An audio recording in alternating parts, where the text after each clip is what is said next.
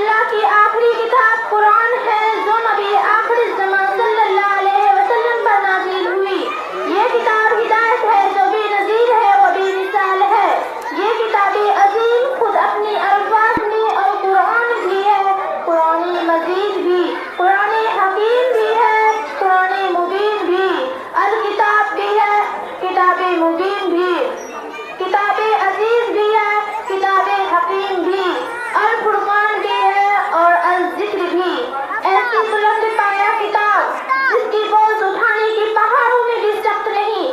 مالک کائنات نے اس کی اٹھانے کی صلاحیت ہم جیسے کمزور اولاد انسانوں میں پیدا فرما دی.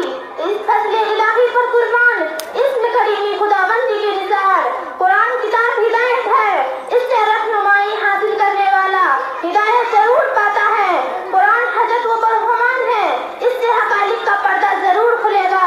قرآن رحمت و شفا ہے، وہ ہر زمانے کی دم ٹوٹتی سسکتی بلکتی انسانیت کا مدائے دوا غم بہرحال.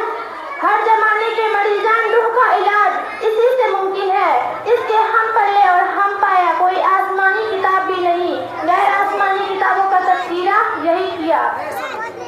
قرآن کا بتایا ہوا راستہ بالکل سیدھا اور سچا ہے، فطرت انسان کے عین مطابق ہے کہ دل کو لگتا اور دماغ کو اپیل کرتا ہے.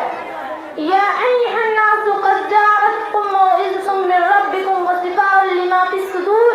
اے لوگو، تمہارے پاس تمہاری رب کی طرف سے ایک ایسی چیز آئی ہے جو نصیحت ہے اور دلوں کی بیماری کے لیے شفا ہے اور ہدایات و رحمت ہے مومن کے لیے.